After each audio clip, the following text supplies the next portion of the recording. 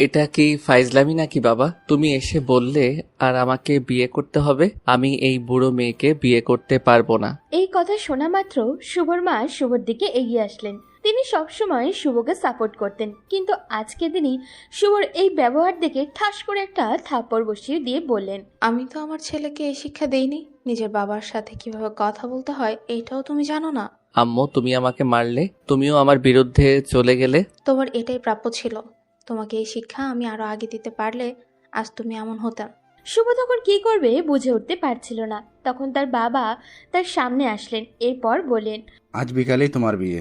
যদি তুমি বিয়ে না করো তাহলে তোমার জন্য কি অপেক্ষা করছে সেটা তুমি নিজেও ভালো জানো। আজকে থেকে তোমার টাকা পয়সা সব কিছু বন্ধ। তুমি তোমার মতো চলো।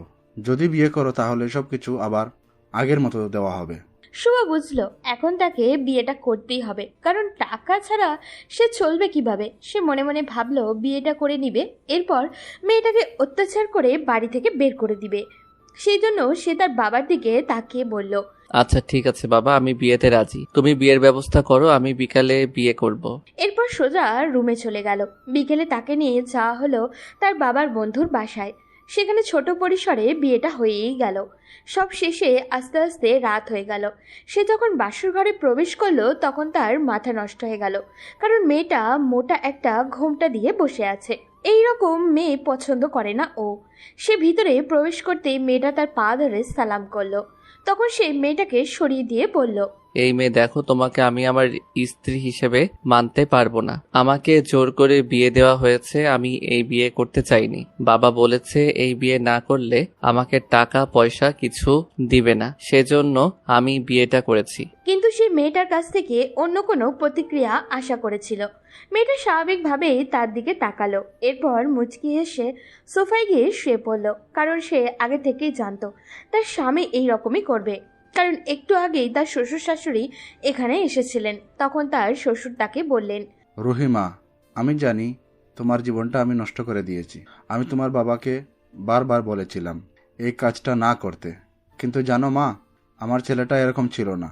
আগে পড়াশোনায় অনেক ভালো ছিল, কিন্তু একটা মেয়ে তার জীবনটা ধ্বংস করে দিল। রুহি কিছুই বুঝতে পারছে না। সে শুধু তাকিয়েছিল তার শ্বশুরের দিকে। সে বিশ্বাস করে তার বাবাকে। তার বাবা তার জন্য কোনো ভুল সিদ্ধান্ত নিতে পারেন না।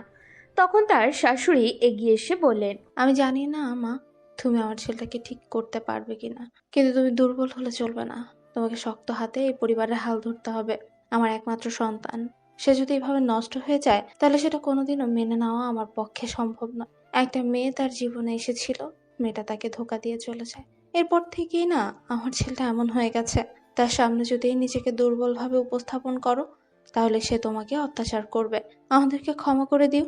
আমাদের সন্তানের ভালোর জন্য আমরা তোমার জীবনটাকে নষ্ট করে দিতে চাইনি, কিন্তু তোমার বাবার সাথে এই ব্যাপারটা নিয়ে কথা বলার সময় তিনি আমাদেরকে এই সিদ্ধান্ত নিতে বলেছেন। বলতে বলতে তিনি কান্না করতে শুরু করলেন। এটা দেখার পর রুহি তার শাশুড়িকে জড়িয়ে ধরে বলল, আম্মু, আপনি তো আমাকে চেনেন, ছোটবেলা থেকে আমাকে দেখেছেন, আমি কি করতে পারি সেটাও জানেন। আমি আপনার ছেলেকে আবার ঠিক করে দিব, আপনি কোনো চিন্তা করবেন না। তুমি পারবে মা, আমার বিশ্বাস তুমি পারবে। তুমি আমার ছেলেটাকে আগের মতো করে দাও। আমার ছেলেটাকে এভাবে দেখতে আমার যে ভিতরটা ফেটে যাচ্ছে। আমি কথা দিচ্ছি মা, যতদিন না আপনার ছেলেকে ঠিক করতে পারছি ততদিন আমি এই বাড়ি থেকে যাব না। এদিকে শুভ কোনো চিন্তা না করেই ঘুমিয়ে পড়ল। মেয়েটা যখন নিজে থেকে সবকিছু মেনে নিয়েছে তাহলে সে আর কষ্ট করবে কেন। কিন্তু যখন ঘুম ভাঙলো তখন বুঝতে পারলো তার উপরে পানি পড়ছে। সে চিৎকার করে সামনে তাকালো, দেখতে পেল মেয়েটা জগ নিয়ে দাঁড়িয়ে আছে। এই মেয়ে, এই এটা কি করছো তুমি? আপনি কি, হ্যাঁ, আজকে আমাদের বউ ভাত, এটা কি আপনি জানেন না? এতক্ষণ ধরে ঘুমাচ্ছেন কেন? তাড়াতাড়ি উঠুন। অনেকক্ষণ ধরে ডাকছিলাম কিন্তু উঠছিলেন না, তাই পানি ঢেলে দিলাম। এই মেয়ে, তোমার কি মাথা নষ্ট? তুমি আমার উপরে পানি ফেললে কেন? তোমার তো সাহস কম না? তুমি জানো আমি তোমাকে কি করতে পারি? আমার সাহসের কোনো কিছুই আপনি দেখেননি জুনিয়র, তাই যেটা বলছি শোনেন। তাড়াতাড়ি উঠে রেডি হয়ে নিন। যদি একটুও সময় নষ্ট করেন তাহলে কিন্তু আপনার জন্যই বিপদ আসবে। তোমার এত সাহস, তুমি আমাকে হুমকি দাও? আমি তোমাকে বলেছি না আমার সাথে স্ত্রীর অধিকার খাটাতে আসবে না? আমি তোমাকে স্ত্রী হিসেবে মানি না। আমি বিয়ে করতে চাইনি, আমাকে জোর করে বিয়ে দেওয়া হয়েছে। আপনাকে জোর করে বিয়ে দেওয়া হোক বা স্বাভাবিকভাবে সেটা আমি জানি না, কিন্তু আমি আপনাকে স্বামী হিসেবে মানি, তাই আমার কথা শুনতে হবে। যদি আমার কথা না শোনেন তাহলে আমিও আমার আসল রূপ দেখিয়ে দিব। বেশি রাগ দেখাতে আসবেন না আমার সাথে। তাড়াতাড়ি রেডি হয়ে নিচে নামুন, আমার পরিবারের সবাই চলে আসবে একটু পর। শুভ তখন রেগে ওয়াশরুমে চলে গেল, কারণ এই মেয়েটার সাথে সে বেশি কথা বলতে চায় না। মেয়েটা দেখতে অসম্ভব সুন্দর। সে লুকিয়ে কয়েকবার মেয়েটার দিকে তাকিয়েও ছিল ঘুমানোর পরে, কারণ সে সরাসরি যদি মেয়েটার দিকে তাকায় তাহলে তো মেয়েটার মায়ায় পড়ে যেতে পারে। সেজন্য ঘুমিয়ে যাবার পর তাকিয়েছিল মেয়েটার দিকে কিছুক্ষণ। রুহি তখন একটা দীর্ঘশ্বাস নিয়ে দাঁড়িয়ে থাকলো। সে কি পারবে তার শাশুড়িকে দেওয়াটা কথাটা রাখতে? কত বড় মুখ করে তো তাদেরকে বলে দিল তাদের সন্তানকে সে ঠিক করে ফেলবে, কিন্তু এটা কি তার দ্বারা সম্ভব? এই ছেলেকে কি সে ঠিক করতে পারবে? কিন্তু ছেলেটার মুখের ভিতরে আলাদা একটা মায়া আছে, যেটা সে গোপন করার চেষ্টা করে। রুহি নিজের অজান্তেই মুচকি হাসে, এরপর মনে মনে বলে, আমার জুনিয়র বর, আপনি কতদিন এভাবে থাকবেন? আমার মায়ায় আপনাকে পড়তেই হবে। আপনি কতদিন এভাবে থাকতে পারেন সেটা আমিও দেখে নিব। এরপর তারা নিচে নামলো। তাদেরকে দেখার জন্য তাদের আত্মীয় স্বজন সবাই আসলো। রুহি সবার সাথেই অনেক সুন্দর করে কথা বলছে। সবাই রুহিকে দেখে অনেক খুশি হচ্ছে। রুহি এই বাড়িতে আগেও এসেছে, কারণ তার বাবা এবং তার শ্বশুর দুজনেই অনেক ভালো বন্ধু। একটু পর রুহির পরিবারের সবাই চলে আসলো। সবাইকে দেখে রুহি খুব খুশি হলো। ওদিকে শুভ রোবটের মতো শুধু চারিদিকে তাকাচ্ছিল। তার কোনো কিছুই ভালো লাগছে না, এত মানুষের মধ্যে থাকতে অসহ্য লাগছে। সেজন্য সে তার মায়ের কাছে গিয়ে বলল, আম্মু, আমার এসব ভালো লাগছে না, আমি বাইরে যেতে চাই। আমি কিছু জানি না, তোমার বাবাকে গিয়ে বলো। তুমি এখন বাইরে যেতে পারবে না, তোমার শ্বশুর বাড়ির লোকজন এসেছে, সবার সাথে কথা বলো। মানুষের মধ্যে থাকলে ভালো লাগবে। তোমরা কি করতে চাইছো আমাকে নিয়ে? তোমরা বললে বিয়ে করার কথা, আমি বিয়ে করে নিলাম। এসব কথা তো ছিল না। তোমরা শুধু বিয়ে করার কথা বলেছো, আমি বিয়ে করে নিয়েছি। এর বাইরে এসব নিয়ম কানুন আমি মানতে পারবো না। আমি বললাম না আমাকে কিছু বলে লাভ নেই। আমার আত্মীয় স্বজন এসেছে, আমি তাদেরকে নিয়ে ব্যস্ত। তুমি তোমার বাবাকে গিয়ে বলো যা বলার। আমার এসব ভালো লাগছে না। তোমার যদি রাগ দেখাতে হয় তাহলে তোমার বাবার সাথে গিয়ে দেখাও। শুভ আর কিছু না বলে সেখান থেকে রাগ করে চলে আসলো, কারণ সে জানে তার বাবা তাকে এই অনুমতি কখনোই দিবে না। সেজন্য সে রাগ করে একটা কোনায় গিয়ে বসে রইল। ওদিকে রুহির বোন দিশা রুহির রুমের ভিতরে গিয়ে দেখলো রুহি বসে আছে। তখন দিশা রুহির কাছে গেল, এরপর রুহির দিকে অদ্ভুত দৃষ্টি দিয়ে বলল, ওই রুহি, মালটা কেমন? রুহি এই কথা শোনার পর দিশার দিকে রাগের দৃষ্টি দিয়ে তাকিয়ে থাকলো। দিশা রুহির এইরকম চেহারা দেখে হাসি দিয়ে বলল, আরে মালটা কি তো দেখলাম একদম হেপি, কিন্তু এরকম করে আমার দিকে তাকিয়ে আছিস কেন? সবকিছু ঠিক আছে তো? এ তোর লজ্জা করে না? তুই তো জামাই বাবুর নামে এরকম কথা বলছিস? তোর কি লজ্জাবোধ বলতে কিছুই নেই? এখনই এসব শুরু করে দিলি? মাত্র কালই বিয়ে হলো। আমি ভুল কি বললাম? মালটা কেমন, সবকিছু ঠিক আছে তো? রুহি তখন এগিয়ে গিয়ে দিশার গালটা জড়িয়ে ধরল, এরপর বলল, মালটা তো হেব্বি। এই কথা বলতেই দুজনে একসাথে হেসে উঠল। রুহির বাবা মা সবাই এসেছে, সবাই একসাথে আড্ডা দিচ্ছে, আর শুভ চুপচাপ বসে আছে এক কোণে। রুহি তখন তার কাছে গিয়ে বলল, এই আপনার কি ভদ্রতা বলতে কিছুই নেই? আমার বাসার লোকজন এসেছে আর আপনি এখানে চুপচাপ বসে আছেন। তাদের সাথে গিয়ে তো কথা বললেও পারেন। এই, আমাকে ডিস্টার্ব করবে না। আমি কি কথা বলবো তাদের সাথে? আমি চিনি না তাদের, এমনি এমনি গল্প করবো নাকি? চেনেন না বলেই তো বলছি, কথা বলেন, আস্তে আস্তে পরিচিত হয়ে যাবেন। এখন যান, তাড়াতাড়ি আমার আব্বু আম্মুর সাথে কথা বলেন। সবাই ভাববে আমাদের মধ্যে সমস্যা আছে। কি আর করার, বউয়ের কথা মতো চলে গেলাম শ্বশুর শাশুড়ির সাথে কথা বলতে। তাদের ভালো মন্দ জিজ্ঞেস করে রুমে চলে আসলাম। রুমে আসতেই দেখি আমার শালিকা বসে আছে। সে তখন আমার দিকে তাকিয়ে বলল, দুলাভাই, সবকিছু ঠিক আছে তো? আমার বোনকে আপনি মানিয়ে নিতে পেরেছেন তো? দুই বোনের অবস্থা ঠিক একরকম, সেটা আমি খুব ভালো করেই বুঝতে পারছি, কারণ সেও চঞ্চল স্বভাবের, কি রকম করে জানি কথা বলছে। আমি তখন তার দিকে তাকিয়ে বললাম, হ্যাঁ, মানিয়ে নিতে পেরেছি। কি বলেন দুলাভাই, এই রাগী মেয়েটা কি করে আপনি মানিয়ে নিলেন? আমার বোনকে তো আপনি চেনেন না, অসম্ভব রকম রাগী। তার মতের অমিল হলে আপনাকে মেরেও ফেলতে পারে। শুভ কথাটা শোনার পর কিছুটা ভয় পেয়ে গেল। এরপর দিশার দিকে তাকিয়ে বলল, আচ্ছা, তোমার বোন কি সত্যি এতটাই রাগী? আর কি বলবো দুলাভাই, কলেজে একটা ছেলে এসে তাকে প্রপোজ করেছিল। হঠাৎ জুতা খুলে ছেলেটাকে পিটিয়ে দিয়েছিল পুরো কলেজের সামনে। এখন ভাবেন আপনাকেও মারতে পারে। আপনি তো সবসময় ঘরের ভেতরে থাকেন, আপনাকে খুনও করে ফেলতে পারে। কথাটা শোনার পর আমি একটা শুকনো ঢোক গিললাম। এরকম ভয়ঙ্কর একটা মেয়েকে বিয়ে করেছি এটা ভাবতেই পারছিলাম না। এরপর তার সাথে আরো বেশ কিছুক্ষণ কথা বললাম। শালিকার সাথে ভালোই আড্ডা জমে গেল। সে চলে যেতেই আমি চুপচাপ বসে রইলাম, কারণ সন্ধ্যার পর আমাকে বের হতে হবে। আমার বন্ধুরা বসে আছে আমার অপেক্ষায়। সন্ধ্যার সময় শ্বশুরবাড়ির সবাই চলে গেল, সেই জন্য আমি বাইরে চলে আসলাম। বাইরে আসতে আমার বন্ধু রাফি আমাকে দেখে বলল, আসলে ম্যাম, ওই যে দেখেন বাইরে দাঁড়িয়েছে 20 টাকার মতো পথ শিশু। আসলে ম্যাম, ওরা স্যারদের সাথে এসেছে, তাদের সবার খাবারের টাকাও এখানে এড আছে। আপনি স্যারকে জিজ্ঞেস করতে পারেন, স্যারই আমাদের বলেছেন ওদের যা লাগে দাও। তুই এমন ছিলি না, আমি কত গর্ব করতাম তোকে নিয়ে, কিন্তু এটা কিভাবে করতে পারলি? এই বাড়ি ভর্তি মানুষের সামনে আমাদের অপমান করতে পারলি? তোর লজ্জা করে না? নিজের থেকে বড় একটা মেয়েকে ভালোবাসার কথা বলিস, সে তোর থেকে বড়, সেটা কি তুই জানিস না? এরপরেও এসব ভাবলি কি করে? দুস্থ, এটা কিভাবে সম্ভব? শুনলাম তুই নাকি বিয়ে করে ফেলেছিস। আর বলিস না দোস্ত, জোর করে আমাকে বিয়ে দিয়ে দিয়েছে। যদি বিয়ে না করতাম তাহলে আমাকে টাকা পয়সা সবকিছু দেওয়া বন্ধ করে দিত। আচ্ছা ঠিক আছে, সজীব আমাদের জন্য অপেক্ষা করছে, চল পার্টিতে যাবি না? শুভ তখন রাফির কথা শুনে কিছুক্ষণ ভাবলো, এখন কি পার্টিতে যাওয়া ঠিক হবে? পরে বাসায় গেলে যদি আবারও ঝামেলা হয়। আবার এটাও মনে হচ্ছে যদি আজ পার্টিতে না যায় তাহলে তার বন্ধুরা ভাববে সে বিয়ে করে বইয়ের আঁচলে তলে ঢুকে গেছে। সেজন্য সে রাফিকে বলল। হ্যাঁ দোস্ত, চল আমরা দুজন যাই। সজীব নিশ্চয়ই আগে থেকেই গিয়ে বসে আছে। এরপর দুজন পার্টির উদ্দেশ্যে রওনা দিল। সেখানে যাওয়ার পর বন্ধুদের পাল্লায় পড়ে শুভ অনেক ড্রিঙ্কস করে ফেলল। শুভর মাথা ঠিক ছিল না, সেজন্য সেখানেই শুয়ে পড়ল। জায়গাটা বেশ ভয়ঙ্কর। এখানে এসেই তার পরিচয় হয় শুভ আর সাজিবের সাথে। এই জায়গাটা অনেক সময় মাদকের ব্যবসাতেও হয়। শুভ এইসব দেখে কিছুই বলতে পারে না, কারণ সেও এখানকার একজন সদস্য। সেও এখানে মাদক সেবন করার জন্যই আসে। শুভ মাদকের প্রতি আসক্ত হয়ে গেছে যখন থেকে রিয়া তাকে ছেড়ে চলে গেছে। সজীবের সাহায্যে শুভ তার বাসায় গেল। বাসায় পৌঁছে দেখলো সবাই ঘুমিয়ে আছে, সেজন্য রুমে চলে গেল। আমি রুমের মধ্যে খাবার নিয়ে এসেছি, নিচে বসে খেতে ভালো লাগছিল না, আর এখনো জামাই আসেনি। হঠাৎ করে সে রুমে ঢুকলো। আমি তো তাকে দেখে পুরো অবাক হয়ে গেলাম, কারণ সে পুরো মাতাল ছিল। সে আমার দিকে তাকিয়ে কোনো কথা না বলেই বিছানায় গিয়ে ধপাস করে শুয়ে পড়লো। আমি মন খারাপ করে ফেললাম। আমার জামাই মাদকাসক্ত, এটা আমি জানতামই না। এরপর আমি তার কাছে গেলাম, গিয়ে তার শরীর থেকে জামাটা খুলে দিলাম, কারণ এই অবস্থায় থাকলে শরীর খারাপ করতে পারে। বাইরে প্রচন্ড কুয়াশা পড়েছে, সেই জন্য জ্যাকেটটা ভিজে গেছে।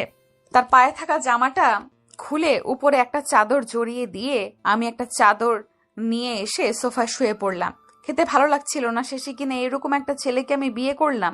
কিন্তু আমি যখন সিদ্ধান্ত নিয়েছি তাকে ঠিক করব, তাহলে এই দায়িত্বটা এখন থেকে আমার। আমি তাকে ঠিক করেই ছাড়বো। মুখের উপরে পানি ছিটে পড়তেই শুভ লাফ দিয়ে ঘুম থেকে উঠল। কিন্তু আজকে মনে হচ্ছে একটু লেট হয়ে গেছে। শুভ তখন রুহির দিকে তাকিয়ে বলল। আজ আবার কি হয়েছে? তখন রুহি শুভর সামনে লেবুর রস মিশ্রিত একটা গ্লাস ধরল। শুভ রুহির দিকে চুপচাপ তাকিয়ে থাকলো। রুহি শুভর এমন তাকিয়ে থাকা দেখে ভয়ঙ্কর রূপ ধারণ করলো। এটা খেয়ে নিন, নেশা কেটে যাবে। আমি বেশ অবাক হলাম তার এরকম ব্যবহারে। আমি নেশা করে এসেছি, এরপরেও কোনো কথা বলছে না, উল্টো আমাকে নেশা কাটানোর জন্য সহযোগিতা করছে।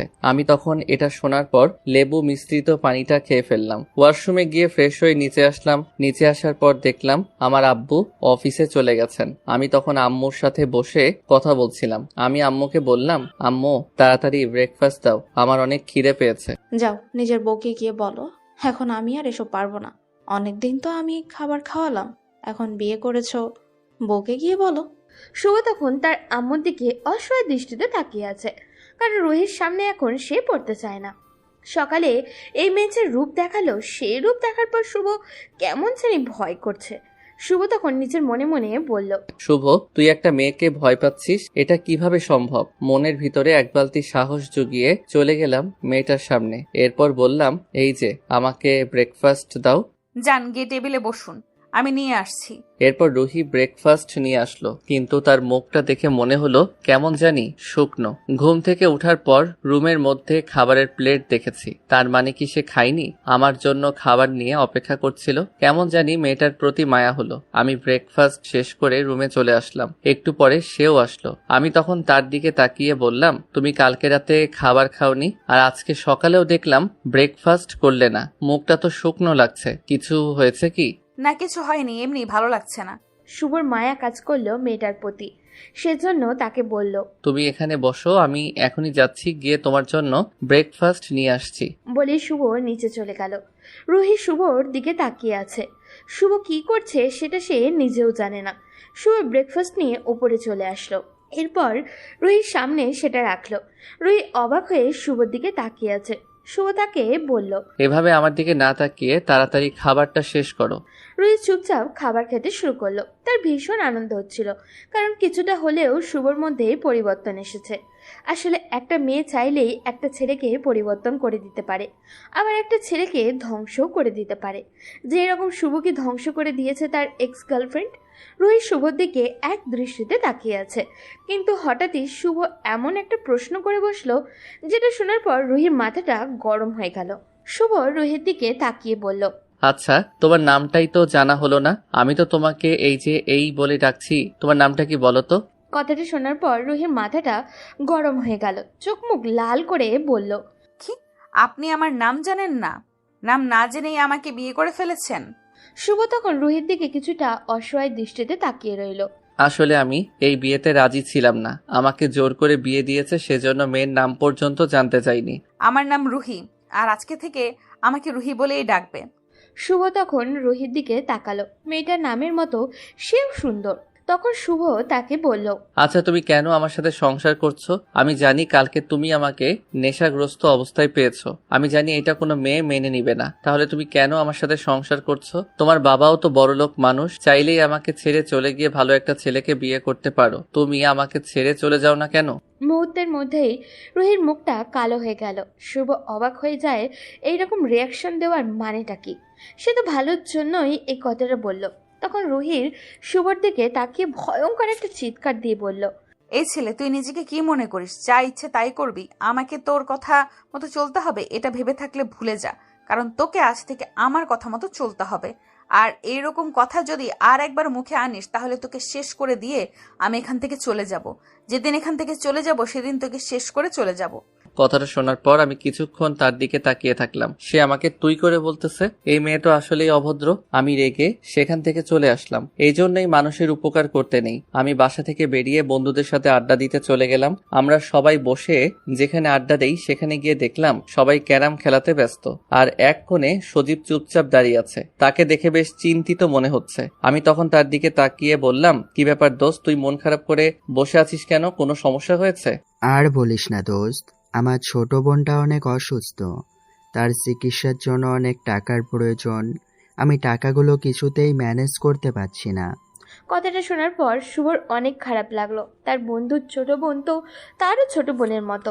শুভ তখন তার দিকে তাকিয়ে বলল, কোনো চিন্তা করবি না দোস্ত, এই নে আমার কার্ড, এখানে মনে হয় 1 লক্ষ টাকার মতো আছে। এগুলো নিয়ে আপাতত তোর বোনকে হসপিটালে ভর্তি কর, যদি আরো প্রয়োজন হয় আমি বাবার কাছ থেকে এনে দিব। তখন সজীব শুভকে জড়িয়ে ধরে কান্না করে দিয়ে বলল, দোস্ত, তুই আমার অনেক বড় একটা উপকার করলি। আমি অনেক চিন্তায় ছিলাম এই টাকাগুলো নিয়ে, তুই আমাকে বাঁচালি দোস্ত। আরে, বন্ধুত্বের মধ্যে আবার ধন্যবাদ দিতে হয় নাকি? তোর বোন তো আমার বোনের মতোই। আর দেরি করিস না, ওকে নিয়ে হসপিটালে ভর্তি কর। সজীব চলে গেল। তখন শুভ আর রাফি বাইক নিয়ে ঘুরতে বের হলো। সন্ধ্যার দিকে রাফি আর শুভ আবারও চলে গেল পার্টিতে। এর মধ্যে একবারও বাসায় যায়নি সে। বাড়ি বসে রাফির সাথে আড্ডা দিচ্ছিল, তখন অপরিচিত নাম্বার থেকে একটা ফোন আসলো শুভর ফোনে।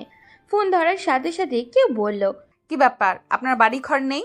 সকালে বাড়ি থেকে বের হয়ে গেছেন, এখনো বাসায় ফিরে আসার কোনো নাম নেই। ফোনের মধ্যে এত জোরে কথাটা শোনার পর শুভর মাথাটা কিছুটা গরম হয়ে গেল। শুভ তখন তাকে বলল, আমার এখনো কাজ আছে, ফিরতে হলে রাত হবে। তুমি খেয়ে শুয়ে পড়ো। আমার জন্য অপেক্ষা করতে কে বলেছে? বলেছিলাম না আমার প্রতি দায়িত্ব দেখাতে হবে না? বলেই শুভ ফোনটা রেখে দিয়ে পার্টি করতে শুরু করলো। আজকে আগের ন্যায় মদ খেয়ে মাতাল হয়ে বসে আছে। তখন হঠাৎ করেই সজীবকে দেখতে পেল। শুভ সজীবকে দেখে বলল, দোস্ত, তোর বোন অসুস্থ আর তুই এখানে? আরে দোস্ত, একদিন না খেলে আমার মাথা নষ্ট হয়ে যায়, সেজন্য চলে আসলাম, একটু খেয়েই চলে যাব। শুভ তখন হাসলো, কারণ নেশা মানুষকে ঠিক কতটুকু আকৃষ্ট করতে পারে তাদেরকে না দেখলে শুভ বুঝতো না। তাদের সাথে শুভর পুরনো কোনো বন্ধুত্ব নেই। এই 4 বছরেই তাদের সাথে ঘনিষ্ঠ হয়েছে। হঠাৎই শুভর প্রচণ্ড মাথা ব্যথা শুরু হলো। সেজন্য আস্তে আস্তে বাসার উদ্দেশ্যে রওনা দিল। বাসায় পৌঁছানোর পর কালকের মতো আজকেও দেখলো কেউ জেগে নেই, কিন্তু তার রুমে লাইটটা জ্বলছে। তার মানে কি রুহি এখনো জেগে আছে তার জন্য? ওদিকে রুহির অনেক রাগ হচ্ছিল বসে থাকতে থাকতে। হঠাৎই শুভকে রুমে ঢুকতে দেখলো। সে ঠিকমতো দাঁড়াতেও পারছিল না, মুখ থেকে বাজে স্মেল আসছিল। রুহি এগিয়ে গিয়ে শুভকে ধরল, কিন্তু শুভ নিজেকে সামলাতে না পেরে রুহির উপরেই পড়ে গেল। রুহি কোনো মতো ধরে বিছানায় নিয়ে আসলো। তখন শুভ রুহির দিকে তাকিয়ে বলল, বউ, আমার না খুব ঠান্ডা লাগতেছে। আমি তখন এরকম কথা শুনে বেশ চমকে গেলাম, কারণ সে একদম বাচ্চাদের মতো কথা বলছিল। মদ খাবার পর মানুষের অবস্থা কিরকম হয় সেটা আমি কোনোদিনও দেখিনি, কিন্তু আমার জামাইকে দেখে সেটা বুঝতে পারলাম। সে কিছু না বলেই আমাকে জড়িয়ে ধরে বলল, এখন ঠিক আছে, এখন গরম লাগতেছে, আসলে অনেক ঠান্ডা লাগছিল। হা হা হা হা। রুহি তখন শুভকে জড়িয়ে ধরে কান্না করে বলল, কেন তুমি এরকম করো? তুমি কি বোঝো না আমি তোমাকে ভালোবেসে ফেলেছি? তারপরও কেন এরকম কষ্ট দাও আমাকে?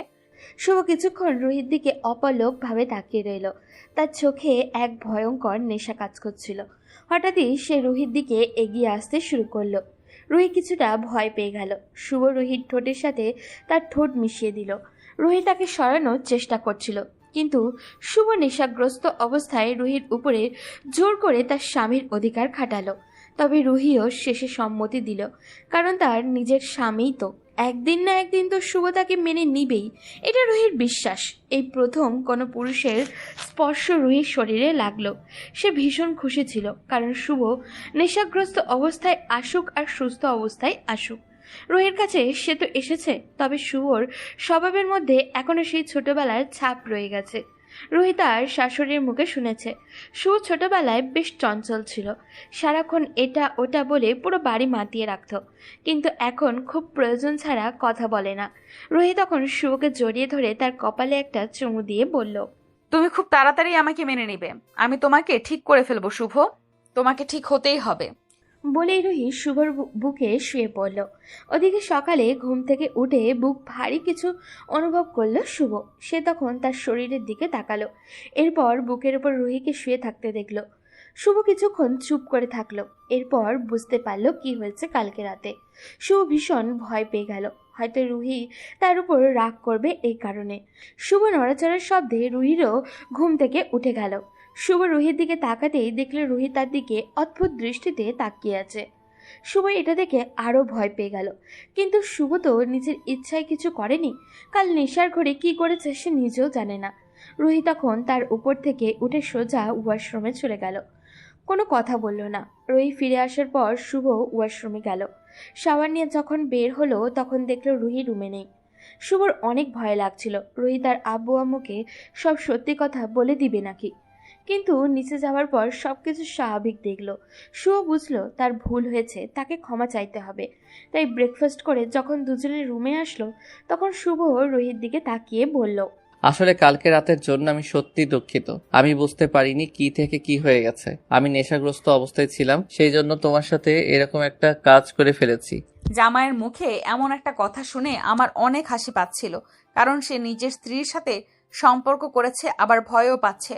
আমি তখন তার থেকে আরেকটু মজা নেওয়ার জন্য বললাম, আমার সাথে এরকম একটা কাজ তুমি কিভাবে করতে পারলে? তুমি জোর করে আমার সাথে শারীরিক সম্পর্ক করেছো, আমি তোমার নামে মামলা করব। এই কথা শোনার পর আমি আকাশ থেকে পড়লাম। আমি তার স্বামী, তার সাথে আমার সম্পর্ক হতেই পারে, তাই বলে সে মামলা করবে আমার নামে? আমি তখন তাকে বললাম, আমি না তোমার স্বামী, তুমি আমার নামে মামলা করবে? স্বামী স্ত্রীর মধ্যে এরকম হতেই পারে, এর জন্য মামলা করতে হয় নাকি? তার মুখে বউ ডাকটা শুনে আমি তার দিকে এগিয়ে গেলাম। শুভ পিছিয়ে চলে যাচ্ছে। আমার কাছে অনেক মজা লাগছে বিষয়টা। আমি তখন তার গাল টেনে দিয়ে বললাম, তুমি তো বললে আমাকে বউ হিসেবে মানো না, আবার এখন বলছো বউ। বিপদে পড়লে বউ আর বিপদে না পড়লে বউ হিসেবে মানি না। যদি মানো সম্পূর্ণ মানতে হবে, এরকম বাটপারি আমি মানবো না। বলেই রুহি শুভর সামনে থেকে চলে গেল। রুহির এইরকম ব্যবহারে শুভ বেশ আশ্চর্য হয়ে গেল। মেয়েটা এইরকম ব্যবহার করলো কেন? শুভ তো ভাবছিল রুহি রাগ করে ওর সাথে কথা বলবে না, হয়তো আব্বু আমার কাছে শুভর নেশা করার বিষয়টাও বলে দেবে। কিন্তু রুহি কোনো কথা না বলে শুভকে আরও স্বাভাবিক জীবনে ফিরিয়ে আনার চেষ্টা করছিল। এভাবে দেখতে দেখতে 15 দিন কেটে গেল। প্রতিদিন শুভ মদ খেয়ে বাসায় ফিরত, কিন্তু সেটা ওর পরিবারের কেউ জানতেও পারত না। রুহি এমনভাবে সব কিছু সামলে নিত যেন কেউ বিষয়টা জানতে না পারে। রুহি রুমের মধ্যে খাবার নিয়ে চলে আসলো। প্রতিদিনই সে না খেয়ে শুভর জন্য অপেক্ষা করত। রুহির প্রতি একটা মায়ার আকৃষ্ট হয়ে গেছিল শুভ। এখন রুহিকে না দেখলে শুভর ভালো লাগে না। শুভ কি করবে কিছুই বুঝে উঠতে পারছিল না। কিন্তু আজকে যখন শুভ পার্টিতে গেল, তখন পার্টি থেকে ফিরে আসার সময় দেখলো কিছু লোক ওদের ফলো করছে। শুভ তাদের দেখে রাফি আর সজীবকেও দেখলো। তারা দুজন লোকগুলোকে দেখে দৌড়াতে শুরু করলো। শুভ পিছন পিছন ডাকতে শুরু করলো। তখন সজীব থেমে শুভর দিকে তাকিয়ে বলল, দোস্ত, এই ব্যাগটা রাখ। আমি ব্যাগ নিয়ে দৌড়াতে পারছি না, আর এই লোকগুলো আমাদেরকে তাড়া করছে। তুই একটা কাজ কর, তোর কাছে এই ব্যাগটা সুরক্ষিত রাখবি। এখানে আমার বোনের ঔষধ আছে। সজীব শুভর হাতে ব্যাগটা দিয়ে দৌড় দিল। শুভ বোকার মতো সেটা হাতে নিয়ে দাঁড়িয়ে থাকলো। তখন দুইজন লোক এসে শুভর হাত ধরে ফেললো। শুভ কিছুই বুঝতে পারছিল না। তারা কিছু বলার সুযোগ না দিয়ে ওকে টেনে নিয়ে গাড়িতে উঠিয়ে ফেললো। শুভ এখনো কিছু বুঝতে পারছিল না। নেশার কারণে লোকগুলোর মুখ ঠিকমতো দেখতেও পারছিল না। তারা কেন শুভর সাথে এরকম করছিল কিছু স্পষ্ট হচ্ছিল না। তারা শুভকে নিয়ে একটা অফিসে গেল। সেখানে যাওয়ার পর শুভ বসেছিল, কোনো কথা বলছিল না। একটু পর তারা শুভর মুখের উপরে পানি ছুঁড়ে ফেলল। তখন শুভ কিছুটা হুঁশে ফিরল। এরপর চারিদিকে তাকিয়ে দেখতে পেল এটা কোনো আইন শৃঙ্খলা বাহিনীর অফিস। শুভ তখন তাদের দিকে তাকিয়ে বলল, আপনারা কারা আর আমাকে কেন ধরে নিয়ে এসেছেন এখানে? তখন যে দুইটা লোক শুভকে ধরে নিয়ে এসেছিল তারা শুভর সামনে এসে বসলো। এরপর রেগে একজন বলতে লাগলো, অনেক দিন থেকে তোদেরকে খুঁজছিলাম। এই এলাকার মাদক ব্যবসা করিস তাই না? তোকে হাতে নাতে আজকে আমরা ধরেছি। তোর কাছে ইয়াবা সহ অনেক মাদক ছিল। তোর জীবন তো আবার শেষ হয়ে গেল। শুভ এই কথা শোনার পর আশ্চর্য হয়ে গেল। এরপর ভয় পেয়ে তাদেরকে বলল, কি বলছেন এসব? আমি এসব কোনোদিনও করি না। আর আমার কাছে মাদক আসলো কিভাবে? আমার বন্ধু তো তার বোনের ওষুধ দিয়ে গেছে এই ব্যাগটার ভিতর। তারা দুজন পালিয়ে চলে গেছে আপনাদের ভয়ে। আপনারা একটু কষ্ট করে চেক করুন ব্যাগটা, এখানে মাদক নেই, বিশ্বাস করুন। কথাটা শোনার পর তারা দুজনেই হাসতে শুরু করলো। শুভ তখন তাদের গলার দিকে তাকালো। দুজনের গলায় একটা করে কার্ড ঝুলছিল। কার্ডের মধ্যে দুজনের নাম লেখা ছিল। একজনের নাম আরিফ ও আরেকজনের নাম রাজীব। তাদের হাসি দেখে শুভ কিছুটা ভয় পেয়ে গেল। এরপর রাজীব নামের লোকটা শুভ থেকে তাকিয়ে বলল, আমাদের সামনে ফাজলামি করছিস? তোর বন্ধু দিয়ে গেছে এটা তার বোনের ঔষধ হিসেবে, তাই না? এত বড় বেগে একজন মানুষের ঔষধ থাকে, তাই না? তুই কি আমাদের বলদ ভেবেছিস? জানিস এটার ভিতরে কি ছিল? এটার ভিতরে ফেন্সিডিল, ইয়াবা সহ বিভিন্ন রকম মাদক দ্রব্য ছিল।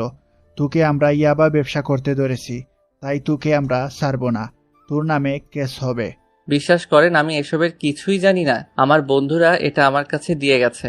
আপনারা তো দেখেছেন আমরা 3 জন ছিলাম, 2 জন পালিয়ে গেছে আর আমাকে ধরে নিয়ে এসেছেন। আর একটাও মিথ্যা বলার চেষ্টা করবি না। সব চোর ধরা খাওয়ার পর বলে সে কোনো দিন চুরি করেনি, তাকে বাধ্য করা হয়েছে চুরি করার জন্য। তাই এসব মিথ্যা কথা বলে আজ পার পাবি না। বিশ্বাস করেন আমি এসবের সাথে জড়িত না। আমার বাবা RS কোম্পানির চেয়ারম্যান আরমান চৌধুরী, আমি তার ছেলে শুভ চৌধুরী। আপনারা আমার ব্যাপারে খোঁজ নিতে পারেন। আমার বন্ধুরা এসব করতে পারে, কিন্তু আমি এসবের কিছুই জানি না। বিশ্বাস না হলে খোঁজ নিয়ে দেখতে পারেন ওই ক্লাবের ম্যানেজারের কাছ থেকে। আমি 4 বছর থেকে ওখানে যাই শুধু ড্রিঙ্কস করার জন্য। লোকগুলো তখন নিজেদের মধ্যে কিছু একটা বলাবলি করলো। এরপর শুভর দিকে তাকিয়ে বলল, তুমি তো অনেক ভালো একজন লোকের সন্তান। তুমি এসবের সাথে কিভাবে জড়িয়ে পড়লে? আমরা তো ভাবতেও পারছি না ওনার মতো একজন সমাজসেবী মানুষের ছেলে এত খারাপ কিভাবে হতে পারে।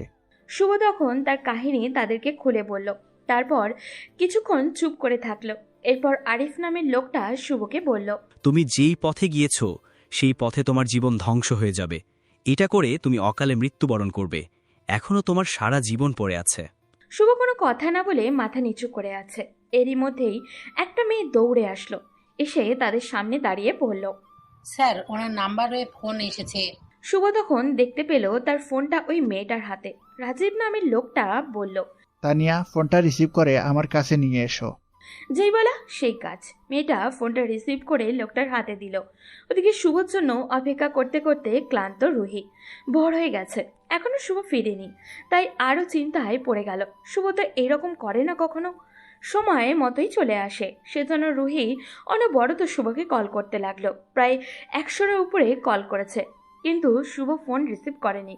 ভোর তখন প্রায় 4:30। শুভ ফোন রিসিভ করলো। রুহি তখন ফোন ধরতেই কান্না করে বলল, এই শুভ, তুমি কোথায়? এখনো বাসায় ফিরলে না কেন? কি হয়েছে? তখন ওপাশ থেকে কেউ একজন গম্ভীর কণ্ঠে বলে উঠল, আপনি শুভ চৌধুরীর কে হন? রোহিত তখন লোকটার কণ্ঠ শুনে চিনতে পারল না, সেজন্য সে কান্না করে বলল, আমি তার স্ত্রী। শুভ কোথায়? ফোন রিসিভ করছে না কেন? ও আচ্ছা, আপনি কোনো চিন্তা করবেন না। আপনার স্বামীকে আমরা নিয়ে এসেছি। আমরা তার আত্মীয়। কালকে সকালে সে বাসায় ফিরে যাবে। আপনি কোনো চিন্তা করবেন না, ঘুমিয়ে পড়ুন। রোহি মনে মনে কিছুটা শান্তি পেল। এর সাথে শুভর প্রতি অনেক রাগ হলো। সে রুহিকে বলে তো তার আত্মীয়ের বাড়িতে যেতে পারত। কি আর করার, ক্লান্ত শরীর নিয়ে শুয়ে পড়ল। কিছুক্ষণের মধ্যেই ঘুমিয়ে গেল, কারণ সারা রাত ঘুম হয়নি। ওদিকে শুভ তখন অবাক হয়ে গেল তাদের কথা শুনে। তারা তখন শুভর দিকে তাকিয়ে বলল, দেখো, তুমি ভালো পরিবারের সন্তান। তুমি এসবের সাথে জড়িয়ে নিজের জীবন নষ্ট করতেছো। আমরা তোমাকে একটা সুযোগ দিতে চাই। তোমার সাথে তো 2টা ছেলে ছিল। ওই 2টা ছেলেকে দেখো, তারা যদি এরা হয় তাহলে তুমি অনেক বড় বিপদের মধ্যে আছো। রাজীব সাহেব শুভর সামনে একটা ছবি ধরল। শুভ ছবিটার দিকে তাকাতেই অবাক হয়ে গেল, কারণ এখানে রাফি এবং সজীবের ছবি ছিল। শুভ তখন তাদের দিকে তাকিয়ে বলল, আরে স্যার, এরাই তো আমার বন্ধু। সর্বনাশ, তুমি কি জানো কার লোকেরা? এরা এই শহরের সবচেয়ে বড় মাদক ব্যবসায়ী শিহাবের লোকজন। অনেক দিন থেকে মাদক ব্যবসা করে। তুমি এদের পাল্লায় কিভাবে পড়লে? এরা তোমাকে নষ্ট করে দেওয়ার জন্য তোমার পিছে লেগেছে। আজ সুযোগ পেয়েই তোমাকে শেষ করে দেওয়ার প্ল্যান করেছিল। এসব কি বলছেন স্যার? আমার বন্ধুদের আমি বিশ্বাস করি, তারা এরকম কাজ কোনোদিন করতে পারে না। তখন আরিফ সাহেব একটা ফাইল নিয়ে আসলেন, এসে শুভর সামনে ধরে বললেন তাদের বিরুদ্ধে কতটা কেস দেখার জন্য। এটা দেখার পর শুভ অবাক হয়ে গেল। তখন তিনি শুভর দিকে তাকিয়ে বললেন, দেখো শুভ, জীবনের একটা মানে আছে। তুমি জীবনের মানেটাই নষ্ট করছো। তুমি কি বন্দুক চালাতে জানো? শুভ এই কথা শোনার পর অবাক হয়ে গেল। তারা কি সব বলছে? শুভ সন্দেহের চোখে তাকিয়ে বললেন, আমি স্যার বন্দুক চালানো তো বহুদূর, জীবনে বন্দুক হাতেও নেইনি। তুমি এক কাজ করবে, কালকে থেকে তুমি আমাদের সাথে দেখা করবে।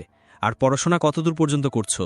আসলে স্যার, আমি অনার্স 2nd ইয়ারে উঠে আর পড়াশোনা করিনি। আব্বু আমাকে ভার্সিটিতে ভর্তি করে দিয়েছিল, কিন্তু আমি ওখানে যাওয়া বন্ধ করে দিয়েছি। আচ্ছা ঠিক আছে, যা হবার হয়ে গেছে। এখন তোমাকে আমরা ছেড়ে দিচ্ছি। এখন তুমি বাসায় চলে যাবে। আর কোনোদিন যদি তোমাকে ওইসব ক্লাবে দেখি তাহলে কিন্তু তোমাকে ছেড়ে দিব না। আর যেটা বললাম, কালকে সকাল সকাল এখানে চলে আসবে। একটু লেট হলে কিন্তু বিপদে পড়ে যাবে। শুভ বুঝল না তারা কেন কালকে তাকে আসতে বলেছে, কিন্তু এখন যত তাড়াতাড়ি সম্ভব এখান থেকে পালাতে হবে। সেই কারণে সে দৌড়ে বাইরে চলে গেল। বাইরে যাবার পর বাড়ির উদ্দেশ্যে রওনা দিল। তার বন্ধুরা তার সাথে এমন কিছু করবে এটা সে কোনোদিনও কল্পনাও করতে পারেনি। ওদিকে শুভ চলে যাওয়ার পর রাজীব সাহেব এবং আরিফ সাহেব দুজনেই কিছুক্ষণ চুপ থেকে কথা বলতে শুরু করলেন। রাজীব সাহেব তখন আরিফ সাহেবের দিকে তাকিয়ে বললেন, শুভকে যে করেই হোক ভালো করতে হবে। শুভকে ভালো করতে পারলে আমাদের জন্যই উপকার হবে। আমরা তাকে আমাদের প্ল্যানের গুটি হিসেবে ব্যবহার করতে পারবো। আমি যেটা বললাম সেটা খুব মনোযোগ দিয়ে শোনো। কালকে থেকে ওকে ভালো করে ট্রেনিং দিবে আর ওকে সব কিছু বুঝিয়ে দিবে। ও যদি আমাদের সাথে থাকে তাহলে শিহাবের কাছে পৌঁছানো একদম সহজ হয়ে যাবে। আপনি কোনো চিন্তা করবেন না স্যার। আমি কালকে থেকে ওকে ট্রেনিং দেওয়া আরম্ভ করব। ও একদম ঠিক হয়ে যাবে আর কোনোদিন ওই জায়গায় যাবে না। শুভ বাসায় ফিরে দেখে তার আব্বু আম্মু বসে আছেন। তারা দুজনেই কিছুই জানেন না। তাকে দেখে স্বাভাবিক আচরণ করলেন। শুভ তখন নিজের রুমে চলে গেল। রুমে গিয়ে দেখে রুহি ঘুমিয়ে আছে। তার ঘুমন্ত চেহারাটা শুভর খুব সুন্দর লাগছিল। সে তখন চুপচাপ রুহির দিকে তাকিয়ে থাকে। হঠাৎ করেই রুহি বলে উঠল, আমাকে দেখা শেষ হয়েছে? এখন বলেন কোথায় গিয়েছিলেন? আমাকে বলে যাওয়ার প্রয়োজন মনে করনি? আমি কালকে রাতে কতক্ষণ জেগেছিলাম আপনার জন্য, সেটা কি আপনি একবারও চিন্তা করেননি? শুভ তার দিকে তাকিয়েছিল। রুহি অনেক রাগী চেহারা নিয়ে কথাগুলো বলছিল। তখন শুভ তার কাছে গেল। সে বুঝতে পারছিল মেয়েটার প্রতি সে দুর্বল হয়ে পড়েছে। শুভ তখন নরম স্বরে রুহিকে বলল, তারা জোর করে আমাকে আটকে রেখেছিল, সেই জন্য আসতে পারিনি। তুমি কেন আমার জন্য অপেক্ষা করছিলে? ঘুমিয়ে পড়লেই তো হতো। হ্যাঁ, আমি ঘুমিয়ে পড়ি, এরপরে এসে বাসার সবাইকে ডিস্টার্ব করেন। বাসায় কেউ জানেও না তুমি যে ড্রিঙ্ক করো। যদি বাসায় কেউ এই বিষয়টা জানতে পারে তাহলে কি কেলেঙ্কারি হবে, বুঝতে পারছো? শুভ কিছু বলতে পারল না। শুভ মুচকি হাসলো। সে বুঝতে পারল রুহি তাকে বাঁচানোর জন্যই এমন আচরণ করছে। এরপর সে ফ্রেশ হয়ে কিছুক্ষণ ঘুমিয়ে নিল। ঘুম থেকে উঠেই ভাবতে লাগলো ওই লোকগুলো কেন তাকে দেখা করার কথা বলছিল। পরের দিন সকালে শুভ আবারও সেখানে গেল। এবার সে ভালোভাবে অফিসটা দেখলো। এটা ছিল সিআইডির অফিস। ভিতরে ঢোকার পর সবাই তাকে দেখে স্বাভাবিক আচরণ করলো। কিছুক্ষণ পর আরিফ সাহেব এসে বললেন, শুভ, তুমি কি বুঝতে পারছো তোমাকে এখানে কেন নিয়ে আসা হয়েছে? না স্যার। আমরা তোমাকে ট্রেনিং দেওয়ার জন্য এখানে নিয়ে এসেছি। শুভ তখন হতভম্ব হয়ে তাদেরকে বলল, কিসের ট্রেনিং স্যার? আমি তো কিছুই বুঝতে পারছি না। দেখো শুভ, কালকে আমরা একটা সিদ্ধান্ত নিয়েছি, তোমাকে ছেড়ে দেওয়ার পর আমরা তোমাকে আমাদের এই গ্রুপে নিয়ে আসব। তুমি আমাদের সাথে কাজ করবে, অপরাধীদেরকে ধরতে তুমি আমাদেরকে সহযোগিতা করবে। শুভ তখন এই কথা শোনার পর ভয় পেয়ে গেল। সে অপরাধী ধরবে, এটাও কি সম্ভব? শুভ তখন তাদের দিকে তাকিয়ে বলল, স্যার, আমি এই কাজ করতে পারবো না। প্লিজ আমাকে এই কাজের কথা বলবেন না। আমি এসব ঝামেলায় জড়াতে চাই না। দেখো, তোমার একটা দায়িত্ব আছে এই দেশের প্রতি। আমরা এই দেশের জন্য কাজ করি। তুমি চাইলে এই অপরাধীদেরকে ধরতে আমাদের সাথে সহযোগিতা করতে পারো। তোমার বন্ধুরা এইসবের সাথে জড়িত, কিন্তু আমরা অনেক চেষ্টা করেও ওদের বসকে ধরতে পারছি না। তাই তুমি চাইলে আমাদেরকে ওদেরকে ধরতে সহযোগিতা করতে পারো। আমরা চাই তুমিও নিজের দেশের জন্য কিছু একটা করো। এভাবে তোমার জীবনটা ধ্বংস করো না। আমরা তোমার বাবাকে চিনি, উনি অনেক ভালো একজন মানুষ, সমাজের সেবার জন্য অনেক কাজ করেছেন। তুমি তার সন্ধান হয়ে খারাপ পথে চলে যাবে, এটা আমরা মেনে নিতে পারছি না। কিন্তু স্যার, আমার দ্বারা কি এসব সম্ভব? আমি কোনোদিন এসব কোনো কাজ করিনি, সেই জন্য আমার অনেক ভয় করছে যদি কোনো ক্ষতি হয়ে যায়। তুমি কোনো চিন্তা করো না। যখন তুমি আমাদের সাথে কাজ করবে তখন আমরা তোমাকে টুকটাক সেলফ ডিফেন্স শিখাবো। তোমাকে আমরা প্রফেশনালি কোনো অফিসার বানাচ্ছি না। তুমি শুধু আমাদের সাথে কাজ করবে আমাদের সহযোগী হিসেবে। এরপর তুমি চাইলে তোমার ইচ্ছামতো কাজ করতে পারো। তুমি শুধু আমাদেরকে এই অপরাধীকে ধরতে সহযোগিতা করো। এই এলাকায় যত মাদক ব্যবসা হয় সবকিছুর সাথে তারা জড়িত আছে। শুভ কথাটা শোনার পর কিছুটা মনে জোর পেল, কারণ যাদের সে বন্ধু ভাবত তারাই তার ক্ষতি করার চেষ্টা করেছে। তার বিশ্বাসের সুযোগ নিয়ে তারা তার সাথে বেইমানি করেছে। তারা না বলে মাদকের ব্যবসা করেছে। গতদিন সে এটাও জানতে পেরেছে যে সজীবের আসলে কোনো বোনই নেই, অথচ সজীব তার থেকে বোনের কথা বলে অনেক টাকাও নিয়েছিল। এমনকি আগেও তারা নানান অজুহাতে তার কাছ থেকে অনেক টাকা নিয়েছে। এরপর শুভ আরিফ সাহেবের সাথে মিলে কিছুক্ষণ বিভিন্ন জিনিস শিখল। তখন আরিফ সাহেব তার দিকে তাকিয়ে বললেন, জানো শুভ, আমাদের সমাজটা এখন অনেক খারাপ হয়ে গেছে। কেউ ভালো কোনো কাজের সাথে জড়িত হতে চায় না, সবাই খারাপ পথে চলে যায়। ভালোবাসাকে অনেকে সস্তা মনে করে, কিন্তু ভালোবাসা আসলে ততটাও সস্তা নয় তুমি যতটা মনে করছো। তুমি কালকে আমাদেরকে যেই কথা বললে, এটা আমি চিন্তা করে দেখলাম তুমি আসলে সত্যিকারের ভালোবাসা কি সেটাই বুঝতে পারোনি। তুমি একটা লোভী মেয়ের প্রেমে পড়েছিলে যে তোমার ভালোবাসাটাকে উপলব্ধি করতে পারেনি। সে শুধুমাত্র টাইম পাস করেছে তোমার সাথে টাকার জন্য। কিন্তু তোমার স্ত্রী তোমাকে সত্যি ভালোবাসে। তোমার জন্য কালকে কতটা টেনশন করছিল এটা তুমি নিজেই বুঝতে পারছো। তাই তোমাকে এখন তোমার অস্তিত্বের জানান দিতে হবে।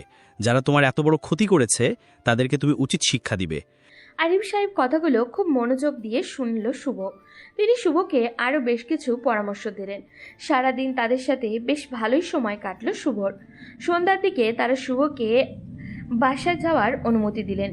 শুভ বের হবে এমন সময় আরিফ সাহেব তাকে ডেকে নিয়ে গিয়ে বললেন, তুমি তোমার বন্ধুদেরকে আজকে ফোন দিয়ে বলবে যে তুমি বিদেশে চলে যাচ্ছ কয়েকদিনের জন্য তোমার বাবার সাথে। তুমি তাদের সাথে কোনো দেখা করবে না।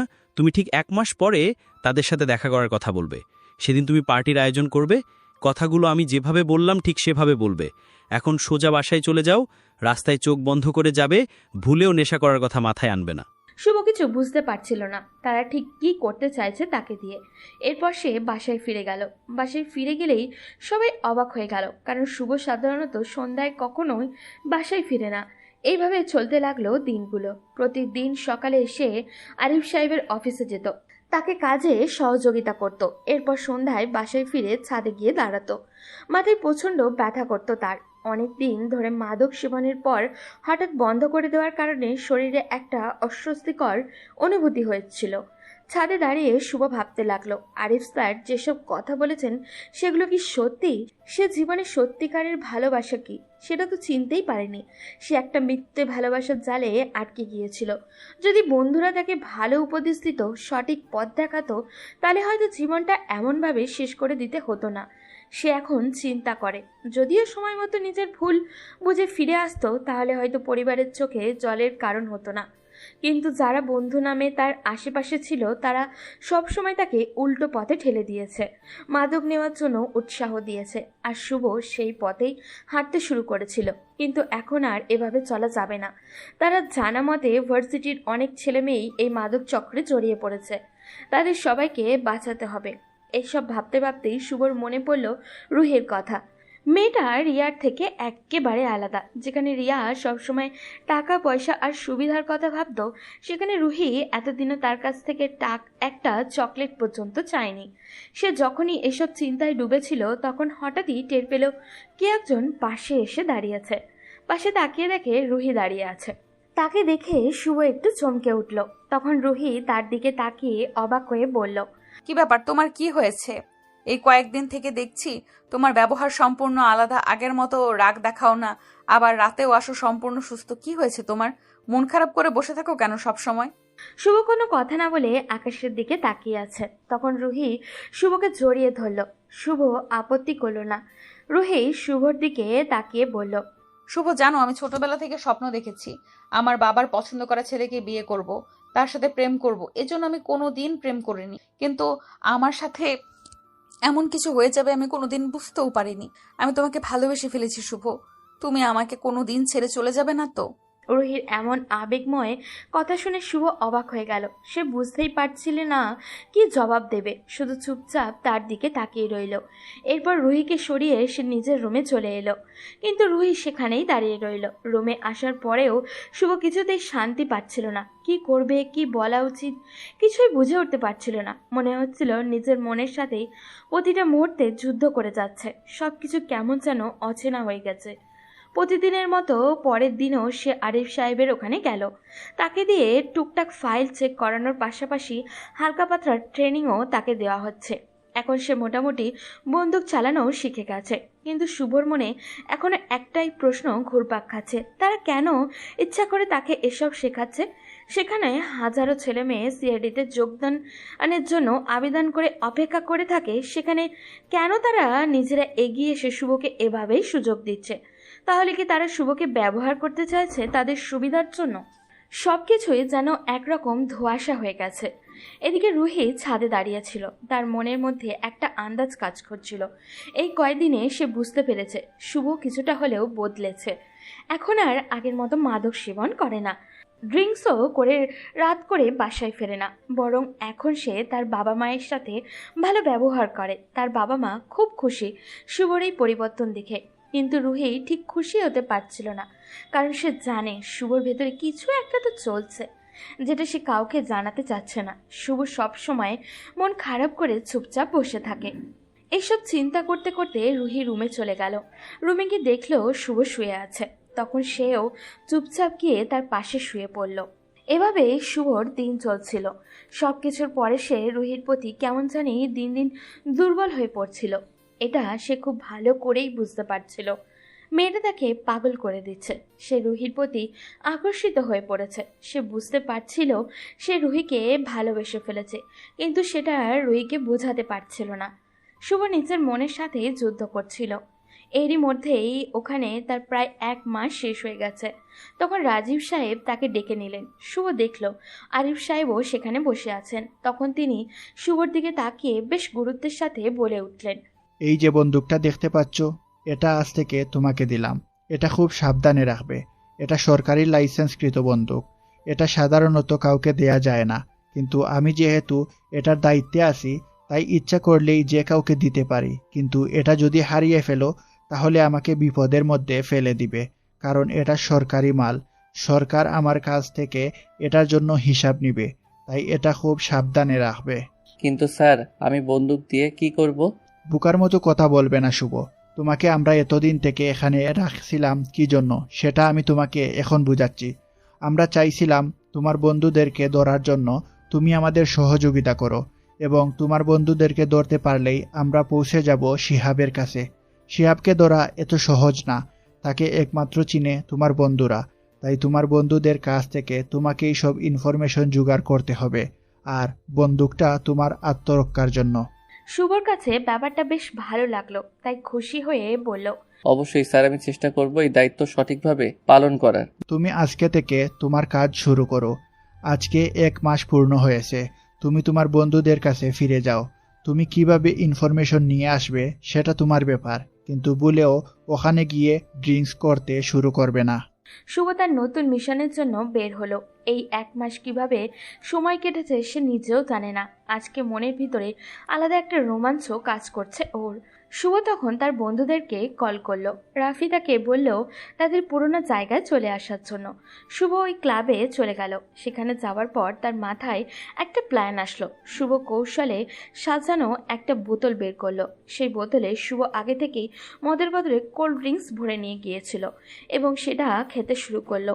কিছুক্ষণ পর মাতাল হওয়ার অভিনয় করে রাফিকে বলল, দোস্ত, জানিস আমি গিয়েছিলাম মালয়েশিয়াতে। ওখানে তো শুধু মাদকের ব্যবসার কিছুই নেই। আমার মনে হচ্ছে যদি কোনোভাবে টাকা দিয়ে পুলিশ ম্যানেজ করতে পারি, তাহলে এই ব্যবসা করে অনেক টাকা ইনকাম করতে পারবো। আমাকে আর কোনো চিন্তা করতে হবে না। তুই সত্যি বলছিস?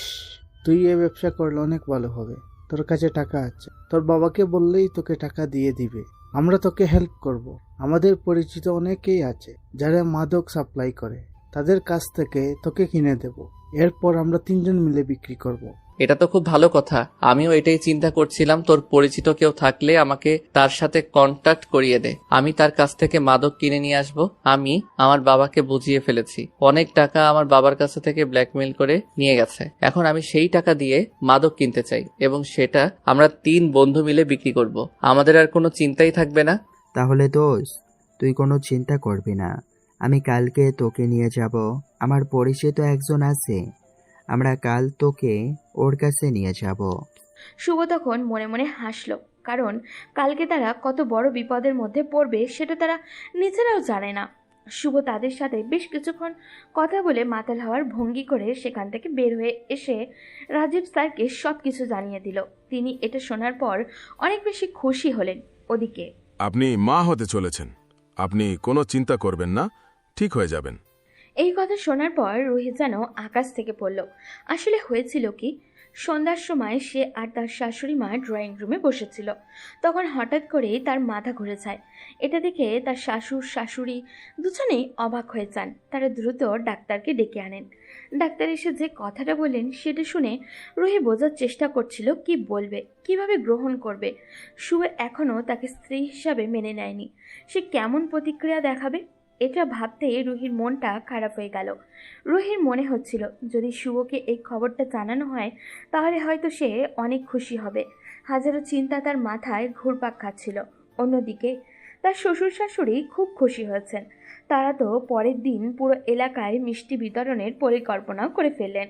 তার রুম থেকে চলে যাওয়ার পর রুহি নিজেকে সুন্দর করে সাজালো। সে ঠিক করেছিল আজকে সে আবারও শুভকে তার মনের কথা বলবে। অনেক দিন তো কেটে গেছে, এবার সে জানতে চায় শুভ তাকে সত্যিই গ্রহণ করবে কিনা। রাত তখন প্রায় 9টা। শুভ বাসায় ফিরে আসে। রুহি তার জন্য অপেক্ষা করছিল। সে এগিয়ে গিয়ে কিছু বলার আগেই শুভ বলল, রুহি, আমি অনেক ক্লান্ত, আমাকে এখন ডিস্টার্ব করবে না। আমি একটু ঘুমাতে চাই। তুমি কিছু বলার হলে কালকে বলবে, এখন আমি এসব শুনতে চাই না। কথাটা শোনার পর রুহির মনটা খারাপ হয়ে গেল। সে কোনো কথা বলতে পারল না। শুভ তাকে এড়িয়ে চলে গেল। রুহি বারান্দায় গিয়ে কাঁদতে শুরু করলো। সে এত খুশির একটি সংবাদ শুভকে জানাতে পারল না, বরং শুভ তাকে উপেক্ষা করলো। তার মনে অজানা একটা অভিমান জন্ম নিল। সেই অভিমানে কিছু না বলে চুপচাপ গিয়ে তার পাশে শুয়ে পড়ল। পরদিন সকালে শুভ কিছু না বলেই উঠে চলে গেল। সকালে রুহি কথাটা বলতে পারল না। অন্যদিকে তার শ্বশুর শাশুড়ি খুশি দেখে রুহির মন বিভ্রান্ত হয়ে পড়ল। সে বুঝতে পারছিল না এই পরিস্থিতিতে সে খুশি হবে না কান্না করবে। তারা এতটাই ব্যস্ত হয়ে পড়লেন খবরটা নিয়ে। এদিকে শুভ বাইরে চলে এলো। বাইরে আসার পর তারা দেখা হলো সজীব আর রাফির সঙ্গে। আগেই সে রাজীব স্যারকে জানিয়ে দিয়েছিল তাদেরকে ফলো করতে। সজীব আর রাফি শুভকে নিয়ে গেল একটা আস্তানায়। সেখানে পৌঁছানোর পর একজন লোক শুভকে দেখে তার দিকে এগিয়ে এসে বলল, কি ব্যাপার, তুই কি মাদক কিনতে যাচ্ছিস? জি, আমি কিনতে চাচ্ছিলাম। আমাকে সজীব আর রাফি তোর কথা বলেছে।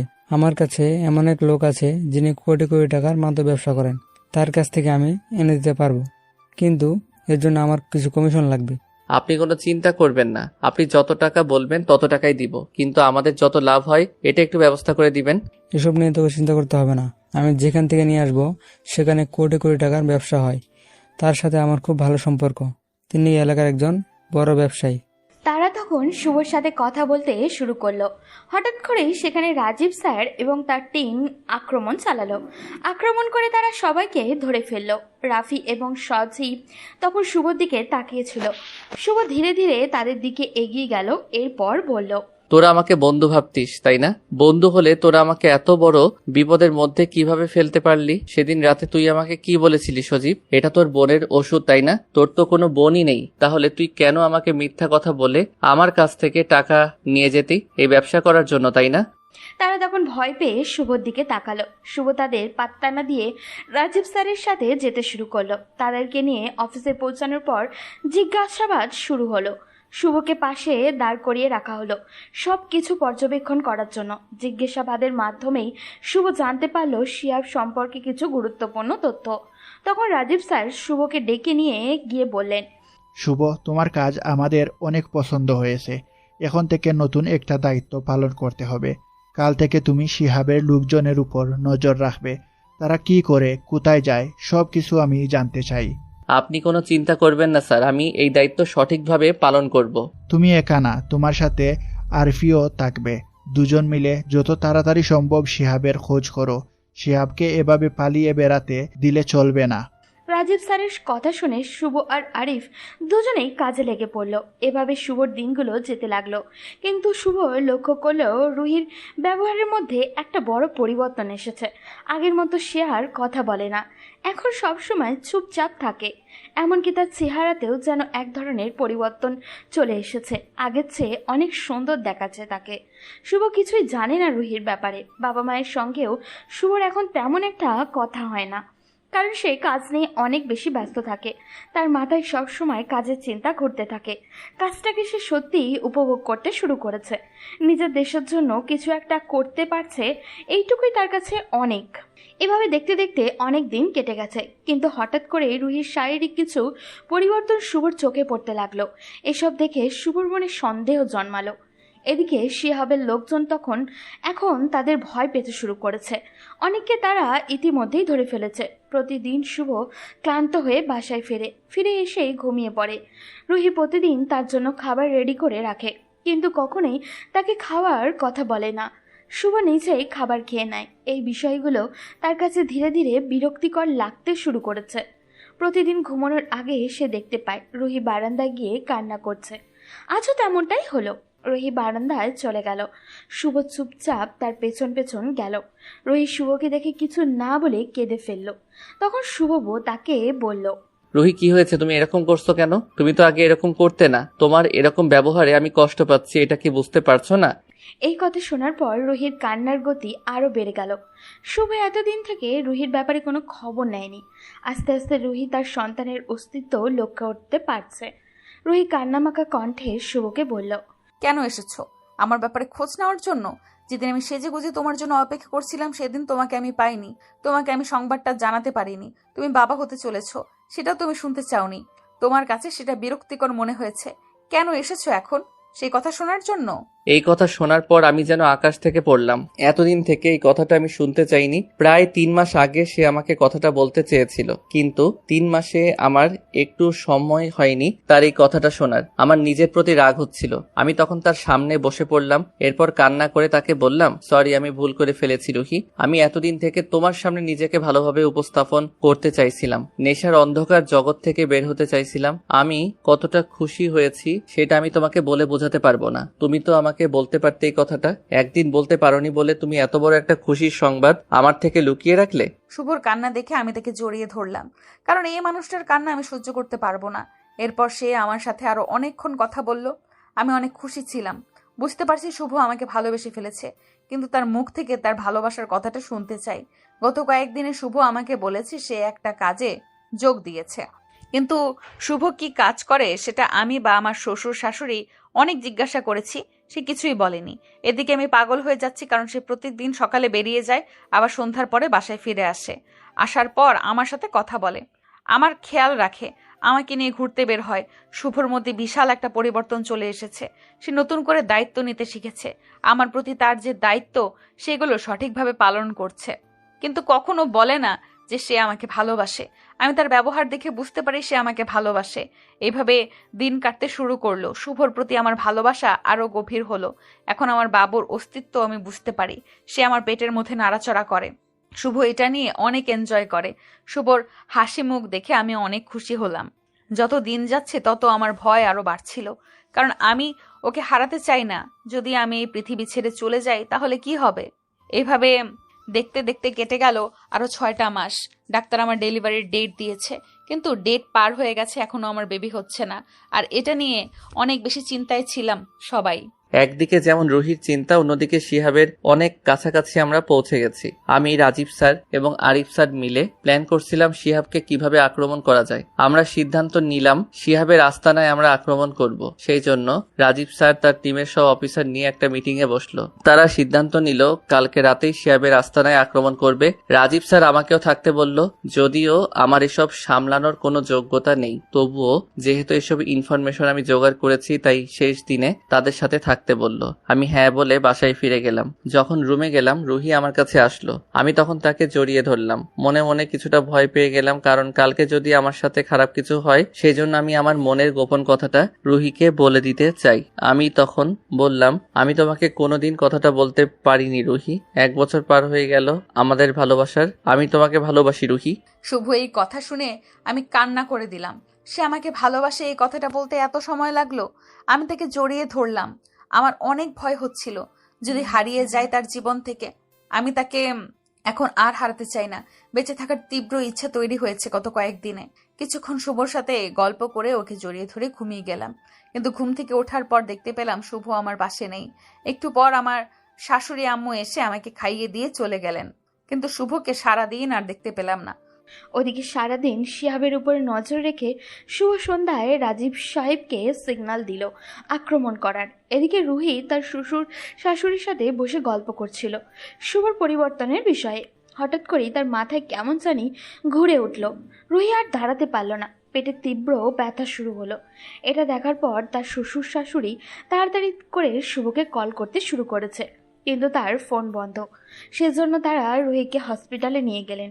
রুহি হসপিটালের বেডে শুয়ে আছে। কিছুক্ষণ পরে তার সিজার হবে, কিন্তু শুভ ফোন ধরছে না। রুহির ভিতরটা ফেটে যাচ্ছে, কারণ যেই মানুষটা তার এই বিপদে সবার আগে থাকার কথা ছিল সেই মানুষটাকে কেন খোঁজ নেই। শুভর প্রতি তীব্র অভিমানে রুহির চোখ বেয়ে নোনা জল গড়িয়ে পড়ল। ডাক্তার এসে রুহিকে অপারেশন থিয়েটারে নিয়ে গেলেন। এদিকে শুভ রাজীব সাহেবের সাথে শিহাবের আস্তানায় ঢুকে ভীষণ ভয় পেয়ে গেল। তারা ভেবেছিল হয়তো 4-5 জন হবে, কিন্তু ভিতরে যেতেই বুঝল এখানে বেশ কয়েকজন লোক অস্ত্র নিয়ে আগে থেকেই প্রস্তুত ছিল। জীবনে প্রথম এমন ভয়ঙ্কর অবস্থার সম্মুখীন হয়ে শুভর হাত পা থরথর করে কাঁপতে লাগলো। ঘামে তার শরীর ভিজে একাকার। চারিদিক গুলির শব্দে যেন তার ভিতরটা তছনছ করে দিচ্ছে। রাজীব সাহেব শুভর অবস্থা দেখে তাকে একটা দেওয়ালের কাছে লুকিয়ে থাকতে বললেন। শুভ সেখানে দাঁড়িয়ে সব দেখছে। অবশেষে রাজীব সাহেবের টিম শিহাব নামের সেই লোককে আটক করতে সক্ষম হলো। রাজীব সাহেব শিহাবের 2 হাত পেছনে ধরে আছেন। ওদিকে তার টিমের লোকেরা বাকি ঘরগুলোকে চেক করছে। শুভ হঠাৎই দেখলো একটা লোক ছুরি নিয়ে রাজীব সাহেবকে পিছনে এসে দাঁড়িয়েছে। শুভ কি করবে ভেবে পাচ্ছে না। এই মানুষটা তো তাকে সঠিক পথে এনেছে। এখন সে কি পালিয়ে যাবে? শুভ অবশেষে নিজের জীবনের তোয়াক্কা না করে লোকটাকে পিছন থেকে গিয়ে চাপটে ধরল। লোকটার হাত থেকে ছুরিটা কেড়ে নিতে গিয়ে হাতের বেশ কয়েকটা জায়গা কেটে গেল। ততক্ষণে আরিফ সাহেব আর বাকিরাও এসে গেলেন। সবাইকে ধরে যখন তারা অফিসে যে ফিরে আসলো, তখন শুভ দেখলো তার ফোনে 100টার উপরে মিসড কল, আর সবগুলোই তার বাসা থেকে। শুভ ভয়ে ভয়ে ফোন ব্যাক করলো। ফোন ব্যাক করতে জানতে পারলো রুহির অপারেশন চলছে, সেই জন্য তাড়াতাড়ি হসপিটালের উদ্দেশ্যে রওনা দিল। এদিকে রাজীব স্যার জানিয়ে দিলেন কালকে একটা অনুষ্ঠান আছে, সেখানে তাকে যেতে হবে। শুভ তখন কান্না করে রাজীব সাহেবকে সব খুলে বলল। তিনি রুহির কথা শুনে বললেন যদি রুহি সুস্থ হয় তাহলে ওখানে যেতে, আর না হলে হসপিটালে থাকতে। শুভ ফোনটা রেখে তার মায়ের কাছে গেল। শুভকে দেখেই তিনি এগিয়ে এসে শুভর খালে কষি একটা থাপ্পড় মেরে দিলেন। তোকে আমার ছেলে বলতে ঘৃণা করছে। এই বিপদের সময় ফোন ধরছিলি না, কোথায় এমন কাজ করছিলি যে আমাদের ফোনটা তোলার সময় পাসনি তুই? এটা কত কষ্ট পেয়েছে জানিস? আম্মু, রুহি কোথায়? আমার অনেক বড় একটা ভুল হয়ে গেছে, খুব বিপদের মধ্যে পড়ে গিয়েছিলাম, না হলে তোমাদের ফোন ধরতাম। আম্মু বলো না রুহির কি হয়েছে, কেমন আছে ও? শুভর আম্মু তখন তাকে নিয়ে গেল একটা কেবিনে। সেখানে যাওয়ার পর দেখলো রুহি শুয়ে আছে, পাশে একটা ফুটফুটে ছেলে। শুভ তখন রুহির দিকে এগিয়ে গেল। সে শুভকে দেখে চিৎকার করে বলল, খবরদার, তুই যদি আমার সামনে আসবি তাহলে তোকে আমি শেষ করে ফেলবো। আমার ছেলেকে স্পর্শ করবি না, এটা তোর ছেলে না। তুই এত বড় একটা বিপদের মুহূর্তে আমাকে ছেড়ে চলে গেছিস, তোকে আমার স্বামী বলতে লজ্জা লাগছে। তুই আমার সামনে থেকে চলে যা, না হলে কিন্তু আমি নিজের ক্ষতি করে ফেলবো। রুহি, একটাবার আমার কথাটা শোনো। আমি তোর কোনো কথাই শুনতে চাই না। যদি আমাকে তুই ভালোবেসে থাকিস তাহলে এখন আমার সামনে থেকে চলে যাবি, তোর মুখও আমি দেখতে চাচ্ছি না। শুভ তখন কান্না করে সেখান থেকে চলে আসলো। তার আব্বু আম্মুকে দেখলো স্বাভাবিক আচরণই করছে, তার মানে কি তারাও শুভর উপর রাগ করে আছে? পরদিন শুভ চলে গেল অফিসে। সেখানে যাওয়ার পর দেখলো অনেক বড় আয়োজন করা হয়েছে, কিন্তু তার মনের অবস্থা সম্পূর্ণই খারাপ। একটু পর সেখানে ডিএসপি স্যার এলেন। উনি আসার পর সবাই ওনাকে বরণ করে নিল।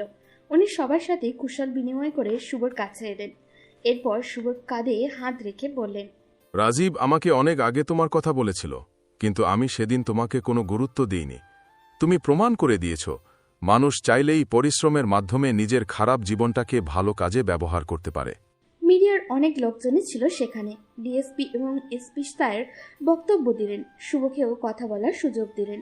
শুভ সেখানে নিজের মাদকাসক্তি থেকে ফিরে এসে দেশের জন্য কাজ করার গল্পটা বলল। সবাই শুভর অনেক প্রশংসা করল। এদিকে রুহি তখন হসপিটালে। কিছুক্ষণ পর তার শ্বশুরমশাই এগিয়ে এসে তাকে এবং তার শাশুড়ি আম্মুকে একটা ভিডিও দেখালো। ভিডিওটা দেখার পর তারা কান্না ধরে রাখতে পারল না। শুভ তাদের না জানিয়ে এসব করেছে। রিয়া বুঝলো সে শুভর সাথে অন্যায় করে ফেলেছে, তাই তাড়াতাড়ি করে শুভর কাছে ফোন করলো। ফোন করতেই শুভ ফোনে পিক করলো। মনে হচ্ছিল যেন তার ফোনের অপেক্ষায় বসেছিল সে। রিয়া একটু অভিমানী সুরে বলল, তুমি আজকে আমাকে দেখার জন্য আসলে না কেন? কেন? তুমি তো রাতের বেলা বললে তোমার সামনে যেন না আসি। আমি তো তোমার কথাটা রাখার জন্য এরকম করলাম। সত্যি বলছি, আমি তোমাকে অনেক বেশি ভালোবাসি। এখন থেকে 10 মিনিট সময় দিলাম, 10 মিনিটের ভেতরে যদি হসপিটালে না আসো তাহলে কিন্তু তোমার জন্য অনেক বড় বিপদ অপেক্ষা করতেছে। কথাটা শোনার পর শুভ আর টিকতে পারল না। সে সেখান থেকে দৌড় দিল।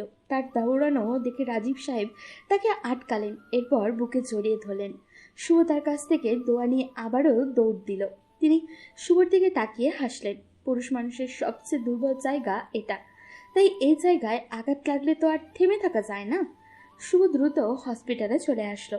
এখানে এসে দেখে সবাই তার দিকে তাকিয়ে আছে। তার বাবা খুশিতে কান্না করে দিয়েছে।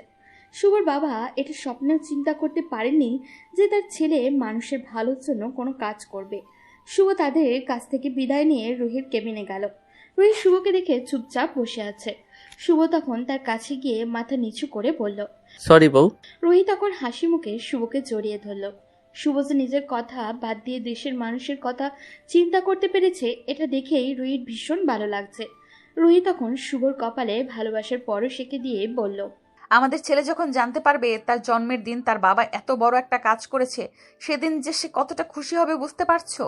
এই সময়টায় তুমি হয়তো আমার পাশে থাকতে পারোনি। আমার রাগ হয়েছিল প্রচুর, কিন্তু এটা দেখার পর আমি ভাষা হারিয়ে ফেলেছি। আমার ছেলে বড় হয়ে গর্ব করে বলতে পারবে এটা নিয়ে। রুহি, তুমি আমার জীবনে এসে এভাবে আমাকে পরিবর্তন করে দিবে এটা আমি ভাবতে পারিনি। তুমি সত্যি আমার কাছে স্বপ্নের মতো। এইভাবেই আমি তোমার কাছে তোমার স্বপ্ন হয়ে সারা জীবন থাকবো। আমি শুভকে শক্ত করে জড়িয়ে ধরলাম। সত্যি একজন নারী চাইলে একজন পুরুষকে মুহূর্তের মধ্যেই পরিবর্তন করে দিতে পারে। নারীর ভালোবাসা পুরুষকে ভালো খারাপ উভয় পথেই নিয়ে যেতে পারে। সবাই আমাদের জন্য প্রার্থনা করবেন যাতে এইভাবেই আমরা সারা জীবন কাটতে পারি। আজ এই পর্যন্তই, দেখা হবে পরবর্তী কোনো গল্পতে। সেই পর্যন্ত ভালো থাকবেন, সুস্থ থাকবেন।